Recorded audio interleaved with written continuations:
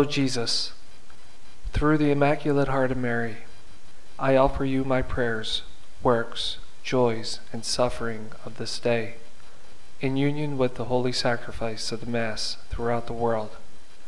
I offer them for all the intentions of your Sacred Heart, the salvation of souls, reparation for sins, the reunion of all Christians.